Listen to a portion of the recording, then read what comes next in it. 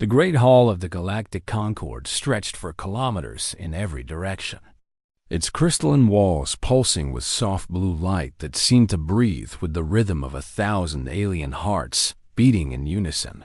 Ambassador Kelleth stood alone at the center of the chamber, her forearms hanging limply at her sides as she listened to the verdict that would condemn her entire species to extinction around her.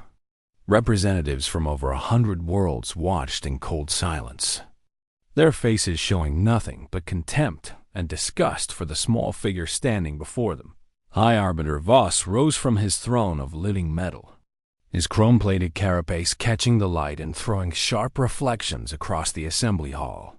"The Concord has reached its decision," he announced, his voice resonating through translation implants in 100 different languages simultaneously. "The Velis species has been found guilty of genetic drift beyond acceptable parameters, and is hereby stripped of all rights, privileges, and protections granted by membership in this assembly." Kelleth felt her heart stop beating for a moment as the words washed over her like ice water.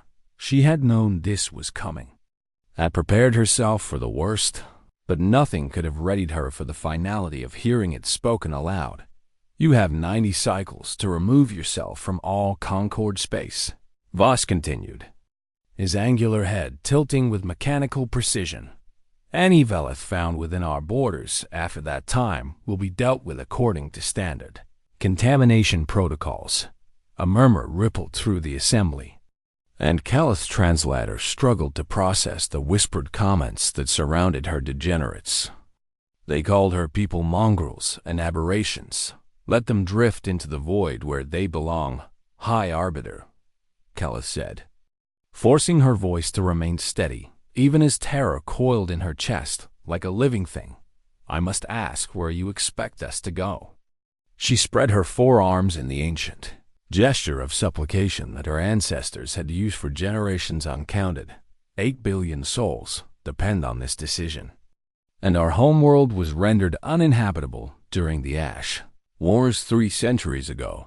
We have no ships capable of generation travel, no resources to establish a colony in uncharted space, and no allies willing to risk the Concord's displeasure by offering us shelter.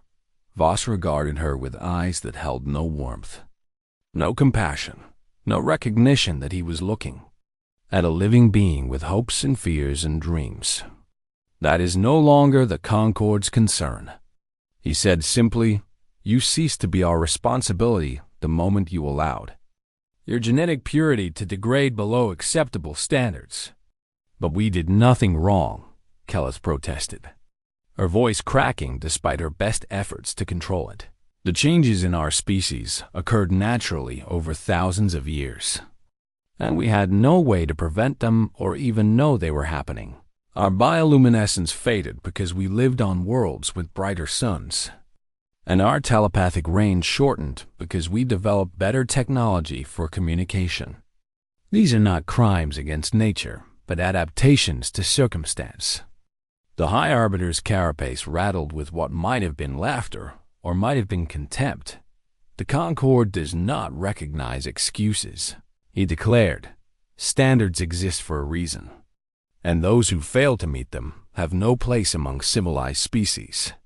This tribunal is concluded, and you will be escorted from the premises immediately." Guards materialized at Kelleth's sides, their armored hands gripping her upper arms with bruising force as they turned her toward the exit. She did not resist, knowing that any struggle would only give them an excuse to use violence. As she was marched through the vast chamber, she kept her head high and her gaze forward, refusing to give the assembled representatives the satisfaction of seeing her break. Only when the doors sealed behind her did she allow herself to slump against the wall, her bioluminescence flickering weakly in the harsh corridor light. Her aide Yeneth appeared at her side moments later, her young face tight with worry and fear. "Ambassador, I monitored the proceedings from the observation deck," Yeneth said quietly. "What are we going to do now, and where can we possibly go?" Kelleth shook her head slowly. feeling the weight of 8 billion lives pressing down on her shoulders like a physical burden. "I do not know," she admitted. "The Concorde controls 12,000 worlds across 6 galactic arms, and their influence extends even further through trade agreements and mutual defense pacts. Any species that offers us shelter risks economic sanctions at best and military intervention at worst." Yennefer was silent for a long moment, her own bioluminescence dimming with despair. Then something flickered across her face. A spark of desperate hope that made Caleth's heart quicken. "There may be one option," Yennefer said slowly, pulling up a holographic display from her wrist unit. "It came up during my research into possible destinations, but I dismissed it initially because it seemed too dangerous."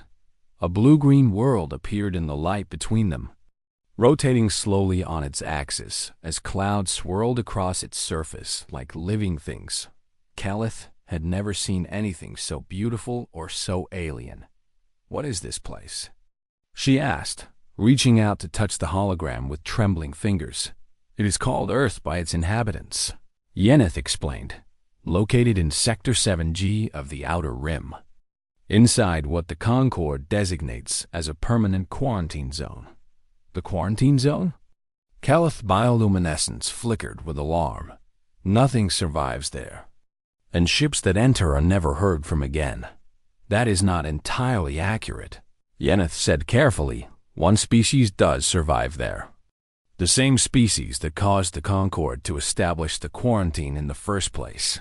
She manipulated the display, and images began to appear around the rotating planet, bipedal creatures with only 2 arms and soft, vulnerable flesh that came in a bewildering variety of colors.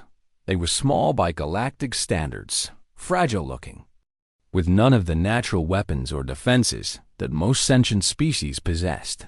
And yet there was something in their eyes that made Caleth uneasy, a spark of something she could not quite identify. "They call themselves humans," Yennefer continued. "The Concorde sent assessment teams 300 years ago, when they first detected signs of technological civilization. But the teams returned with reports that were considered deeply troubling." "Troubling how?" Caleth asked, unable to tear her gaze from the images of these strange, soft creatures. "The assessors could not categorize them," Yennefer said, and there was wonder in her voice despite her fear. "They found evidence of extreme violence and profound compassion existing side by side, often within the same individuals. The humans were simultaneously prey and predator, primitive and advanced, peaceful and warlike. They defied every standard metric the Concorde uses to evaluate species. And the final report recommended immediate quarantine pending further study." Caleth studied the little world with new eyes, seeing not just its beauty, but its mystery. "They found them disturbing," she said softly. "Understanding dawning, unpredictable." Yennefer confirmed, "The Concorde values order above all things, and these humans represent chaos in its purest form." Caleth was quiet for a long moment, her thoughts racing through possibilities and probabilities. The Concorde had cast her people out because they had changed, because they no longer fit neatly into the categories that galactic civilization demanded. Perhaps that made them more compatible with these strange humans than any proper Concorde species could ever be. "Contact our fleet," she said finally, her bioluminescence strengthening with renewed purpose. "Tell them to prepare for a long journey into the unknown. We are going to Earth." The journey to Earth took 47 days through the cold darkness between stars, and every moment of it was filled with fear and desperate hope. Caleth spent most of that time standing at the observation deck of the flagship, watching the unfamiliar constellations drift past as her people sailed deeper into the unknown than any Veleth had ever gone before. Behind her traveled a fleet of 47 vessels carrying the last remnants of her civilization. 8 billion souls packed into ships that were never designed for such a journey. They had left behind everything they could not carry, abandoning homes and possessions and memories to the species that had declared them unworthy of existence. Many had died during the exodus, unable to survive the stress of displacement or simply choosing to end their lives rather than face an uncertain future. Keleth felt each death like a wound in her own flesh, knowing that she had led them to this fate, even if she had not chosen it. When the Sol system finally appeared on their sensors, she felt her heart racing with a mixture of terror and anticipation. "Ambassador, we are receiving signals," Yeneth reported from her station, her voice trembling with excitement and fear. "Thousands of them, maybe millions, all broadcasting on different frequencies simultaneously." Keleth moved to the communication array, her bioluminescence flickering rapidly as she tried to make sense of the chaos flooding the receivers, music and speech and static and noise, all layered on top of each other in a cacophony that seemed impossible to decode. How do they communicate through this? She wondered aloud. "They do not filter anything," Yeneth said with amazement. "Every voice is allowed to speak at once. And somehow they manage to hear each other through the noise." It was madness by Concord standards, where communication channels were strictly regulated and controlled to ensure clarity and order. But there was something beautiful about it too, something alive and vibrant that made Keleth's spirits lift despite her fear of proximity. Alerts suddenly blared through the ship, and Keleth spun to face the main view screen. A small vessel was approaching them at high speed, its design unlike anything she had ever seen, angular and blocky, propelled by controlled explosions that left trails of fire in its wake. It looked primitive and dangerous, and somehow magnificent. "They are hailing us," Yeneth said, her fingers dancing across her console. "I am attempting to establish translation protocols now." The first attempts at communication were halting and frustrating, filled with misunderstandings and garbled phrases that neither side could interpret, but the humans were patient. And so was Keleth. And eventually, their translation software found enough common ground to allow real conversation. Unidentified vessels. "This is Captain Diana Okonkwo of the United Earthship Persistence." A voice finally came through clearly enough to understand. "You have entered restricted space, and I need you to state your intentions immediately." Keleth took a deep breath and moved to the communication array, knowing that the next word she spoke might determine the fate of her entire species. "Captain Okonkwo, my name is Ambassador Keleth of the Veleth people," she said, trying to keep her voice calm and clear. "We are refugees from Galactic Concord space, exiled from all known territory for crimes we did not commit. We have traveled for many days through the void, and we have nowhere else to go. We come seeking asylum on your world, if you will have us." A long silence followed her words, stretching out until Keleth began to fear that the humans had simply cut off communication. Then Captain Okonkwo spoke again, and there was something new in her voice, something that sounded almost like amusement. "Did you say the Galactic Concord?" the captain asked. "The same Galactic Concord that told us we were quarantined and threatened to destroy us if we ever left our solar system." Keleth felt her hopes crumbling as she realized the implications of that question. If the humans hated the Concord for imprisoning them, they might well hate anyone who came from Concord space. "Yes," she admitted, unable to lie even if it doomed her people. "The very same." Another pause. And then something unexpected happened. Captain Okonkwo laughed. It was not a cruel laugh or a mocking one, but something warm and genuine that made Keleth's bioluminescence flicker with confusion. "Ambassador, please hold your position and do not make any sudden moves," the captain said, still chuckling. "I need to make some calls to my superiors, because this is way above my pay grade. But between you and me, anyone the Concord throws away is probably someone we want to meet." The communication channel went quiet, and Keleth stood frozen at her station, unable to believe what she had just heard. "What does that mean?" Yennefer asked, her voice barely above a whisper. "I think it means they are not going to destroy us." Calith said slowly, "Beyond that, I cannot say. The waiting was the hardest part. Those long hours of uncertainty while the humans deliberated about their fate. Calith expected the process to take months, as it would have in Concord space, where every decision required endless committee meetings and bureaucratic approval. But the humans moved faster than she could have imagined. Less than 3 days after their arrival, Captain Okonkwo's ship returned with a message that changed everything. "Ambassador Calith, I have been authorized to inform you that the United Nations of Earth has voted to grant your people provisional asylum," the captain announced. "You are welcome to enter our space and begin settlement negotiations immediately."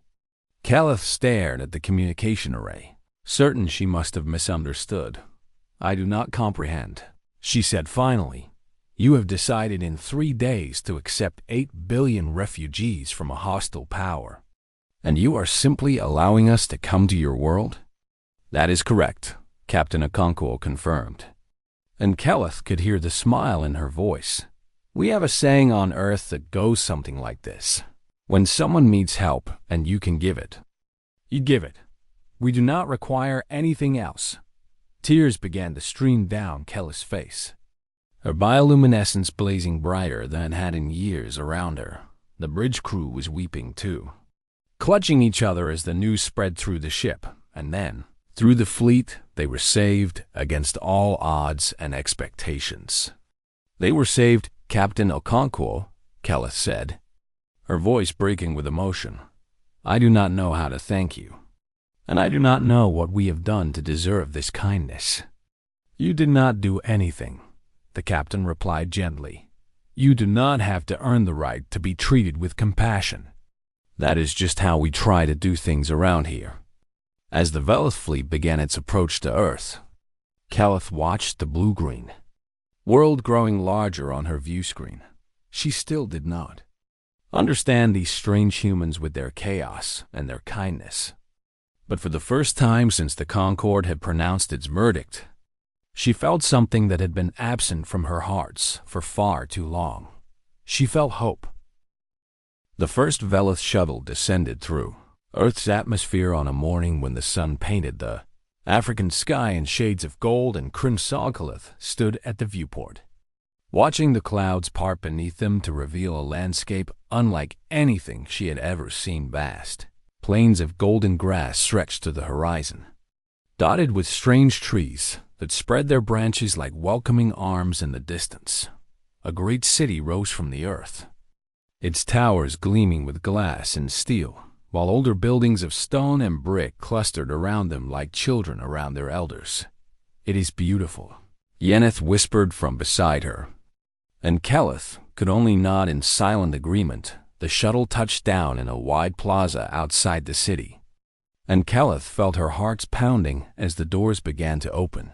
She had prepared speeches and formal greetings, had rehearsed diplomatic protocols, and tried to anticipate every possible scenario, but nothing could have prepared her for what waited. Outside, thousands of humans had gathered to witness their arrival, filling the plaza and spilling out into the surrounding streets in a sea of faces that represented every shade and shape their species could produce. They were not silent and solemn as a Concord welcoming committee would have been. They were cheering. The sound hit Calith like a physical force as she stepped onto the ramp. A wave of noise that seemed to shake the very air around her. Humans were waving banners and signs, shouting words of welcome in dozens of different languages, holding up their children to see the visitors from the stars. Some were crying with joy, and others were laughing. And all of them were celebrating as if the arrival of 8 billion refugees was the greatest gift they had ever received. Calith's bioluminescence began to flicker uncontrollably, overwhelmed by emotion she could not contain. At the base of the ramp, a delegation of humans waited in more formal arrangement, At their head stood a tall woman with silver hair and warm brown eyes that crinkled at the corners when she smiled. "Ambassador Caleth," the woman said, extending her hand in the gesture Caleth had learned was a human greeting. "My name is Amara Diallo, and I serve as Secretary General of the United Nations. On behalf of all the people of Earth, I want to say something very simple to you." She paused, and her smile grew even warmer. "Welcome home." Caleth took the offered hand, feeling the warmth of human flesh against her own cooler skin. The touch was gentle but firm, full of a kindness that asked for nothing in return. "Secretary General Diallo," Caleth said, and her voice trembled despite her best efforts, "I must tell you that we come to your world with nothing to offer. The Concord stripped us of our wealth, our technology, and our pride before they cast us out. We have only ourselves, and I do not know what value that has to you." Secretary General Diallo squeezed her hand gently, her eyes shining with unshed tears. "Ambassador, I think you have misunderstood something important about why we are doing this," she said. "We did not invite you here because we expected payment or because we wanted something from you. We invited you here because you needed help, and we had help to give. That is the only reason that matters." The words struck Caleth like lightning, illuminating a truth she had never encountered in all her centuries of diplomatic service.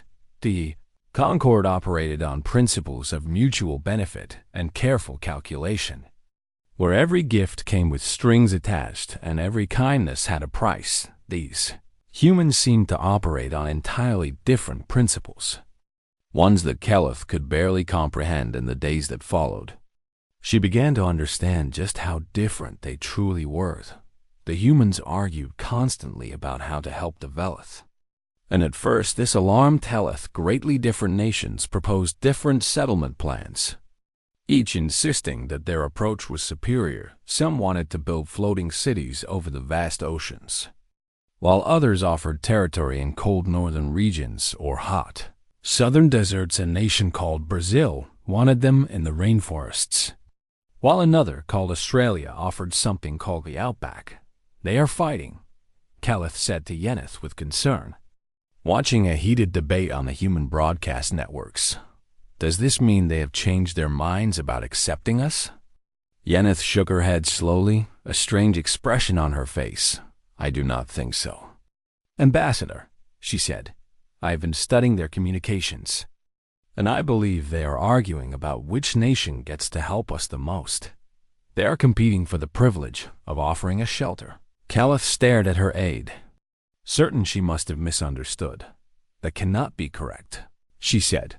"No species argues about who gets to bear a burden. Humans do."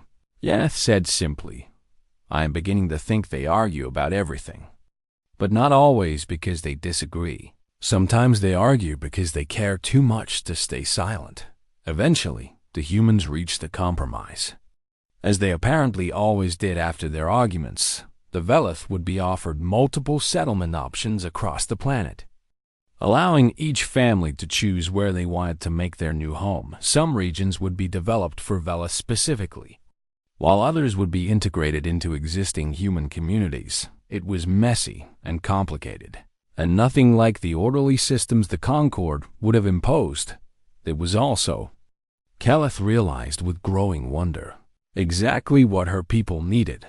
The first permanent settlements were established within months, sprouting up across the earth like flowers after Rainveleth engineers worked alongside human construction crews, learning new techniques while sharing their own.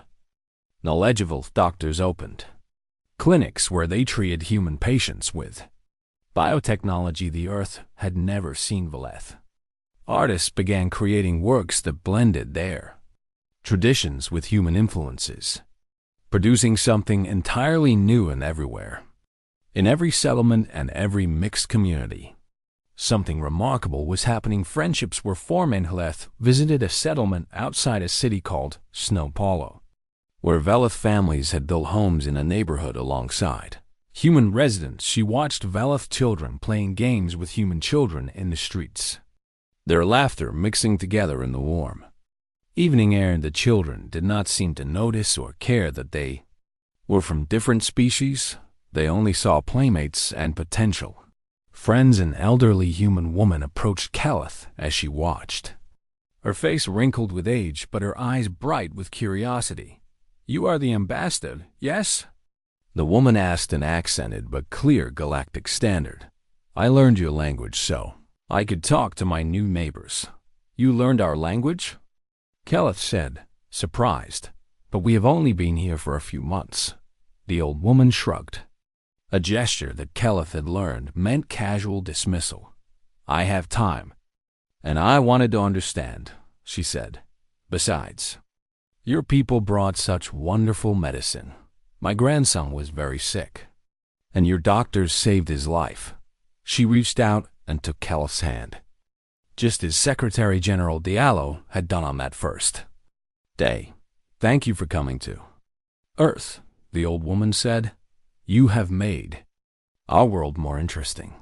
Keleth felt her bioluminescence blazing as tears streamed down her face. "Thank you for letting us come," she whispered. "You have made our world worth living in again." The old woman smiled and patted her hand gently. "That is what neighbors are for," she said simply, and in that moment, Keleth finally understood what made humans so special. They did not just accept the Veloth as refugees or tolerate them as guests. They welcomed them as family. The integration of two species was never going to be simple, and Keleth had known from the beginning that there would be difficulties along the way. What she had not expected was how strange those difficulties would sometimes be. The first major incident occurred 3 months after the settlement program began, when a group of Veloth visitors attended a human celebration called a barbecue. They'd watched in growing horror as their human hosts placed chunks of animal flesh over an open flame, cooking it until it sizzled and smoked before eating it with obvious enjoyment. Several Veloth had become physically ill at the sight, while others had fled the gathering in distress. The humans, for their part, had been completely baffled by this reaction. "You eat other living creatures," Keleth explained to a confused human diplomat named David Park the following day. "This is deeply disturbing to my people, who have not consumed animal flesh for over 10,000 years. David's face had gone through several expressions before settling on embarrassed understanding. "I am so sorry," he said. "We had no idea this would upset anyone. And we should have asked about dietary practices before inviting your people to a cookout." "It was an honest mistake," Keleth assured him. "We also failed to communicate our customs clearly." The incident was smoothed over with apologies on both sides, but it was only the first of many cultural collisions. Humans were alarmed to learn that Veloth reproduction involved a parasitic larval stage that required a host organism to complete. Veloth were confused by human concepts of privacy and personal space, which seemed excessive and lonely to a species that had always lived in close communal bonds. There were misunderstandings about humor and offense, about sacred symbols and casual gestures, about what questions were appropriate to ask and what topics should never be discussed. Each incident threatened to become a crisis, and each crisis was somehow resolved through patience and willingness to understand. David Park became Keleth's primary human liaison during this turbulent period, and she came to rely on his guidance more than she had expected. He was a quiet man with a gentle manner, always ready to explain human customs without judgment, and always curious to learn about Veloth ways in return. One evening, they walked together through a mixed settlement outside the city of Snowpollo, watching Veloth and humans going about their daily lives in something approaching harmony. "I must confess something to you," David said as they passed a cafe where both species sat drinking together. "We are not good at this." "Not as a species?" Keleth looked at him with surprise. "What do you mean?" She asked. "You've been extraordinarily welcoming to my people." David shook his head, his expression troubled. "I mean, we have a terrible history when it comes to accepting those who are different from us," he said. "Wars and genocides and oppression, all because some humans decided that other humans were not worthy of being treated as equals. We have done horrible things to each other. Ambassador, things that I am deeply ashamed of." Keleth considered this for a moment. Watching a Veleth child chase a human child around a fountain while their parents looked on with amusement. "Then, why do you keep trying?" she asked. "If your history is so filled with failure, why not simply give up and accept that coexistence is impossible?" David was quiet for a long moment, his eyes distant, because giving up would mean admitting that the cruelty is all we are capable of. He said finally, "And we refuse to believe that. Every generation, we try again to be better than the ones who came before. And sometimes we succeed. Sometimes we fail. And when we fail, we pick ourselves up and try again." He smiled, though there was sadness in it. "We are very stubborn that way." Keleth felt something shift in her understanding of these strange creatures who had saved her people. They were not saints or angels, not perfect beings who had transcended the darker aspects of their nature. They were flawed and complicated, capable of great evil and great good, carrying the weight of their history like a burden they could never set down, and yet they kept moving forward, kept trying, kept hoping that tomorrow would be better than today. "You are remarkable," Keleth said softly. "I do not think you realize how remarkable you truly are." David laughed, a warm sound that made Keleth's bioluminescence flicker with pleasure. "We are just doing our best," he said. "Sometimes that is enough, and sometimes it is not, but it is always worth trying." As the months turned into years, the Veleth contribution to Earth began to show itself in unexpected ways. Their biotechnology revolutionized human medicine, curing diseases that had plagued the species for centuries. Their art forms found eager audiences among humans who had never imagined such beauty could exist. Their knowledge of galactic civilization helped humanity understand its place in a universe that was far larger and more complex than they had ever realized. But perhaps the greatest gift the Veleth brought was simply their perspective. You see yourselves as small and insignificant. Keleth told Secretary General Diallo at the one-year anniversary celebration of First Contact. "You spent so long looking up at the stars, wondering if you were alone, wondering if anyone out there cared that you existed. And now you know that you were not alone. But you also know that the galaxy is not a friendly place." She gestured at the crowd around them, Veleth and human mingling together in celebration. "But what you do not seem to understand is how special you are." She continued, "The Concord rules 12,000 worlds, and on none of them would we have found the welcome you gave us. On none of them would we have found people willing to accept strangers simply because those strangers needed help." Diallo looked at her with those warm brown eyes that had welcomed Keleth on her first day on Earth. "We spent a long time being afraid of what we might find in the stars," Diallo said. "But you showed us that we had nothing to fear from the unknown. You showed us that we could trust our own compassion." Keleth's bioluminescence had grown stronger since arriving on Earth, something that human doctors could not fully explain. Perhaps it was the sunlight, or the food, or something in the atmosphere that agreed with Veleth physiology. But Keleth suspected it was something else entirely, something that could not be measured by scientific instruments. She suspected it was happiness.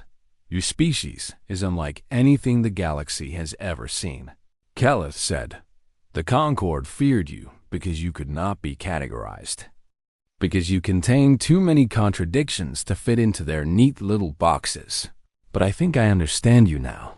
She reached out and took Diallo's hand, feeling the familiar warmth of human contact. "You contain multitudes," she said. You are capable of such terrible cruelty, but also such profound kindness. You hold both possibilities within you at every moment, and you must choose between them again and again." The aloe squeezed her hand gently. "And which one wins?" she asked. Keleth looked out at the celebration, at the children playing and the elders talking, at the two species who had become one community. "Whichever one you decide to feed," she said. "And tonight, you are feeding the kindness." The anniversary celebration continued long into the night. Humans and Veleth dancing together under stars that no longer seemed quite so cold or distant, and somewhere in the darkness of space, the Galactic Concord watched and wondered what they had unleashed by casting out the unwanted. 5 years had passed since the Veleth fleet first appeared at the edge of the Sol system, and the galaxy had changed in ways that no one could have predicted. The Galactic Concord had watched with growing alarm as reports filtered back from their observation posts near the quarantine zone. Primitive humans had not only absorbed 8 billion Veleth refugees, they had somehow thrived because of it. Human technology had advanced by decades in just a few years. Boosted by Veleth knowledge and cooperation, human ships now patrolled their solar system with confidence, their designs blending the best of both species, and most troubling of all, other exile species had begun making their way toward the Sol system. Drawn by rumors of a world that would accept anyone, the Concord rejected High Arbiter Voss convened an emergency session of the Concord Tribunal, his chrome carapace rattling with agitation as he addressed the assembled representatives. "This situation has become intolerable," he declared, his voice echoing through the vast chamber. The quarantine zone was established to contain a dangerous and unpredictable species, and now it has become a refuge for genetic deviants and social undesirables. A Theshan admiral rose from her seat, her multiple eyes gleaming with barely contained aggression. "I recommend immediate military intervention," she said. "We have the firepower to sterilize the entire system, and the humans have no way to resist a full Concord fleet." "Economic sanctions might be more prudent," suggested a representative from the Merchant Consortium. "Blockade their system and prevent any further contact with other species. Biological containment would be most efficient." Clicked a delegate from the Hive. "Collective release targeted pathogens that eliminate both humans and Veleth without damaging the planetary resources." The debate continued for hours, each faction proposing its own solution to the human problem, and then something unprecedented happened. A message arrived from the quarantine zone, broadcast on frequencies that cut through every security protocol the Concord had ever developed. The main view screen flickered, and suddenly Ambassador Keleth appeared before the assembled representatives, but she was not the broken, desperate figure they remembered from 5 years ago. She stood tall and proud, her bioluminescence blazing like a star, her eyes filled with a fire that made even the most aggressive delegates pause. "High Arbiter Voss," she said, her voice ringing through the chamber. "Distinguished representatives of the Galactic Concord, I bring you greetings from the Sol system, and I bring you a warning." Voss rose from his throne, his carapace rattling with fury. "You dare to threaten the Concord?" he demanded. "You, who were cast out as genetic refuse. You, who fled to hide among primitives because no civilized species would have you." "I do not threaten," Keleth replied calmly. "I offer you a truth that you desperately need to hear." The image behind her shifted, showing Earth in all its blue-green glory ships orbited the planet in precise formation. Veleth and human vessels flying side by side. Orbital stations gleamed in the sunlight, and on the surface below, cities sparkled with the lights of two civilizations working as one. "You exiled us because we had changed," Keleth continued. "You declared us unworthy because we no longer matched the genetic profile your records demanded. But change is not corruption. High Arbiter, change is growth, and change is life. And change is the only constant in this universe.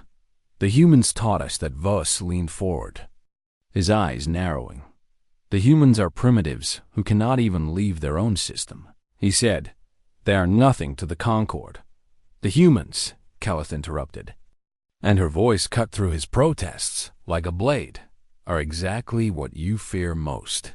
Not because they are dangerous, although they certainly are. Not because they are unpredictable, although that is also true. You fear them because they are free. She spread her forearms wide, and her bioluminescence seemed to fill the entire chamber. They do not conform to your categories or obey your rules, she said. They simply exist in all their contradictory glory, and they make room for others to exist alongside them. They welcomed us when you cast us out, and they asked for nothing in return except the chance to know us. And we are not alone. The image behind her shifted again, showing a gathering of different Speciesvelth stood beside humans. But they were joined by others, tall crystalline beings from the shattered worlds, small furry creatures from the outer reaches, tentacled swimmers from the deep zones, 14 different species, all of them exiled by the Concord, all of them welcomed by Earth. We are not asking for readmission to your alliance, Kelleth said. We do not want it anymore. We have found something better here, something you cannot offer. We have found acceptance. Her eyes hardened, and her voice dropped to something cold and dangerous. But know this, High Arbiter, if you come for us, if you send your fleets to sterilize this system, you will not face frightened refugees fleeing for their lives. You will face all of us together, united in defense of the world that gave us hope. Veleth and human and every other species you threw away. We will fight, and we will make you regret ever underestimating the power of compassion. The transmission ended. Leaving the chamber in stunned silence, Voss stood frozen at his throne, his carapace still and silent for the first time anyone could remember. The debate that followed lasted for months.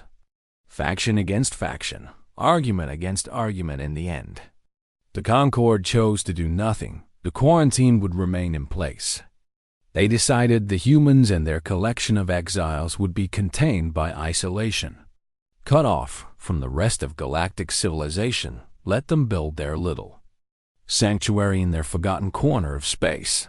They would never be a threat to the true powers of the galaxies, but something had changed that could not be undone by official proclamations or diplomatic posturing on 100 worlds. Among 1,000 species, word spread of the little blue planet that had said yes, the planet that took in the unwanted and the rejected, the planet whose people, for all their flaws and contradictions, had never learned to stop believing that kindness was worth the effort on Earth. A new tradition was born every year on the anniversary of first contact. Humans and Veleth and all the other species who had found refuge in the Sol system gathered together.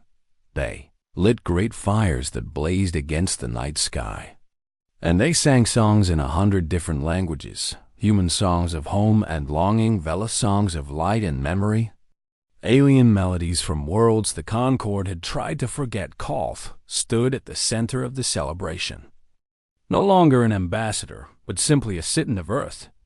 Surrounded by friends and family from 24 different species, she raised her glass to the stars, her bioluminescence blazing brighter than the flames around her. We were exiled by the galaxy, she called out, her voice carrying across the crowd, but Earth accepted us in, and in doing so, they reminded us of something the Concord had forgotten. The crowd fell silent, waiting for her words. Kindness is not weakness, Kelleth declared. Mercy is not foolishness. The measure of a civilization is not its power or its wealth or its technological advancement. The measure of a civilization is its compassion. A roar of approval rose from the gathered species, and the celebration continued long into the night above them. The stars watched in their ancient silence, and across the galaxy, in hidden places and forgotten corners, The unwanted began to dream. They dreamed of a little blue world called Earth, where the impossible had become reality.